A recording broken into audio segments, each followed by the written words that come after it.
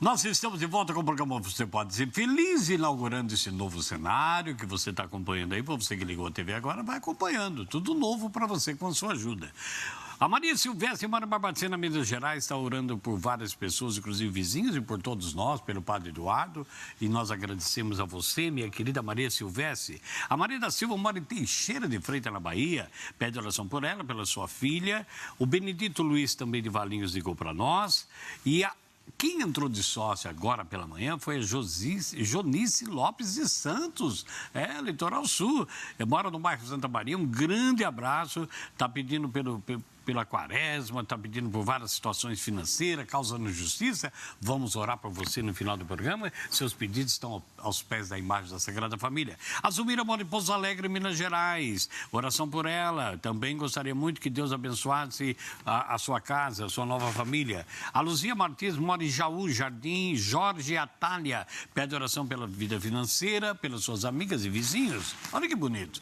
O Ezequiel Carlos mora em Garaí, interior de São Paulo, zona rural. Pede oração pela sua mamãe, que tem problemas na coluna, pelo amigo Leonel, pela saúde dele mesmo.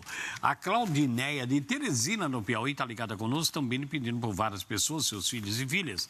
Ricardo de Jesus, baiano, lá de Ilhéus, um grande abraço. Ele mora no bairro Nossa Senhora da Vitória, libertação, livramento de todas as perseguições, coloca sua mãe, seus parentes todos, né? E que a sua família seja livre de todas as tentações. E a Valdirene de Massaranduba, em Santa Catarina, em agradecimento pela misericórdia de Deus, que ela agradece, a Nossa Senhora Místicas, por tudo que tem acontecido na sua vida. E por último, a Laede Varela de Umarizal, no Rio Grande do Norte, obrigado da audiência, pede pela sua saúde e paz na sua cidade. E eu quero que você, meu amado e minha amada, ligue para cá, 0 prestadora 19 3871 9620, e que você possa, na verdade, dizer para nós o que você achou desse novo cenário aqui da associação. Como é que isso representa para você em casa? Como é que está essa imagem no seu televisor? Não é, mãe? Uma coisa muito bonita aconteceu aqui, né? É isso mesmo, né, Henrique? Todo o investimento que cada sócio colabora com a Associação do Senhor Jesus é revertido sempre para o bem, sempre para melhorar cada vez mais para cada um e principalmente para a evangelização, para a espiritualidade, que é aquilo que nós necessitamos verdadeiramente. E às vezes as pessoas dizem, nossa, mas não tem necessidade. Tem sim, porque cada vez mais o melhor é feito para nós, é feito para os filhos e filhas de Deus. Deus fez o melhor para cada um dos seus filhos e a associação segue também os passos do Senhor, fazendo cada vez mais o melhor para cada pessoa. Muito bem, mãe Érica Vanessa é consagrada na comunidade Anuncia-me, está aqui conosco para receber o seu e-mail, serfeliz@rs21.com.br, para você participar conosco. E, mãe Érica, estamos falando sobre arrependimento e remorso, né? A Bíblia, no original, em grego, ela diz para nós a diferença entre remorso e arrependimento. Primeiro, a palavra grega traduzida por arrependimento é metanoia, conversão, arrependimento, mudança. Sempre significa, para você, meu irmão, minha irmã, metanoia significa mudança de mente, mudança de atitude, um batismo do arrependimento, como está em Atos capítulo 13, versículo 24. Metanoia, essa palavra grega, aparece 58 vezes, Érica, no Novo Testamento. E ela é traduzida muitas vezes, conforme a edição que é traduzida da Bíblia, em arrependimento. Aparece 6 vezes também, mas está ligada à tristeza, remorso, muitas vezes. Então, aí há uma diferença entre arrependimento, mudança de vida, e remorso, que é tristeza e dor no coração.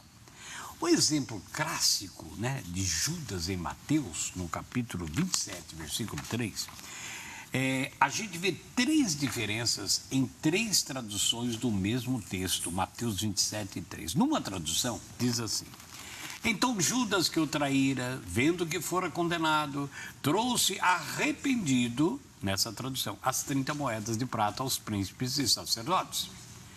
Em outra tradução dessa palavra, no mesmo Mateus 3, diz assim: então Judas, aquele que o traíra, que Jesus fora condenado, devolveu compungido as 30 moedas para os anciãos. Já em outra tradução da palavra metanoia, do grego, No mesmo capítulo de Mateus 27:3 diz assim: quando Judas, que o havia traído, viu que Jesus fora condenado, foi então tomado de remorso e devolveu o chefe dos sacerdotes e os 30 moedas de paz. Essa é uma nova versão da Bíblia Internacional. Cada versão traz. Na verdade, a gente vai notar então que, compungido ou com remorso do que havia feito, vendido o Senhor por 30 moedas, Judas, ele não teve arrependimento na palavra traduzida de metanoia. Ele teve remorso. Então, ele sentiu uma dor muito grande no coração por aquilo que ele havia feito. O que isso diz para você?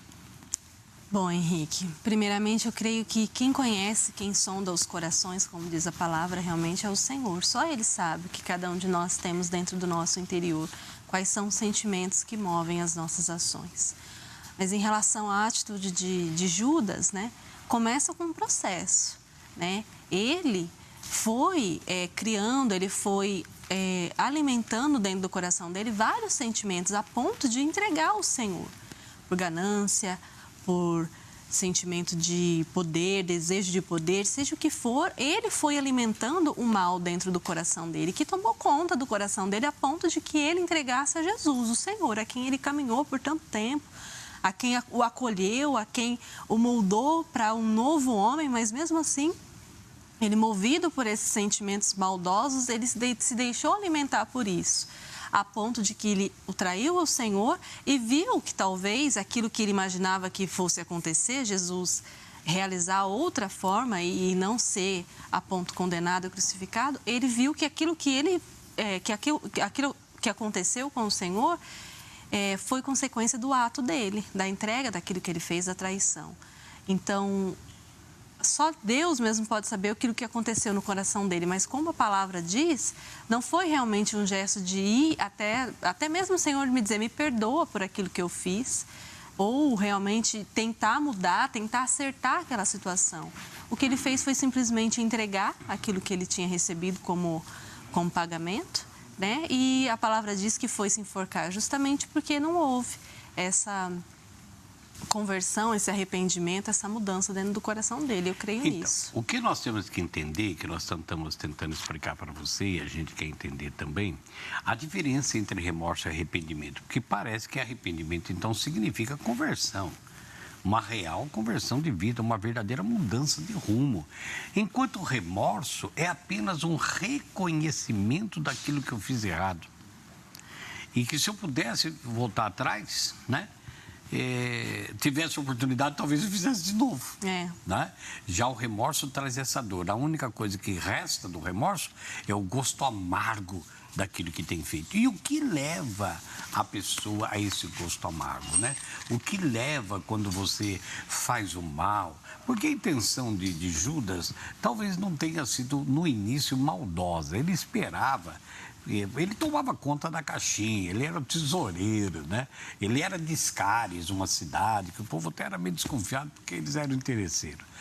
Ele vai vender o Senhor para aproveitar uma situação, talvez para levar uma comissão disso aí, um suborno, e deixar o resto na caixinha dos apóstolos. Porque, na verdade, se o Senhor tinha expulso o demônio, tinha feito tanta coisa, naturalmente ele faria alguma coisa e não seria condenado. Quando ele percebe que o povo prefere Barrabás, que seja livre, e ele condenado à morte, aí cai o remorso, veio a realidade, ele não pensou nisso. E ele volta, então, ele nem entendeu que Jesus falava que haveria de morrer, voltar ao terceiro dia e tal. Ele volta, então, com uma dor tão grande, um gosto tão amargo pelo que fez, que ele joga as moedas para que pudesse reverter o quadro. Como o remorso não é algo de mudança de vida, mas é um gosto amargo, o remorso leva a gente a se condenar pessoalmente. E eu não acredito que eu fiz isso. Que droga que eu sou. Ele começa a entrar dentro de si mesmo. Então, o que acontece? Ele começa a se autoagredir emocionalmente, fisicamente, espiritualmente, nem se fale. Por isso, a palavra diz que ele vai dar cabo da vida, como se ele quisesse fugir. O remorso faz com que a gente fuja de uma situação se condenando cada vez mais por aquilo que foi tomado. Então, é o reconhecimento interior, pessoal, de algo que eu fiz errado. E por isso ele foi levado, então, a se autodestruir. Ele não sentiu que ele pudesse voltar e pedir perdão. Quando nós vamos analisar Judas e Pedro, os dois fizeram a mesma coisa.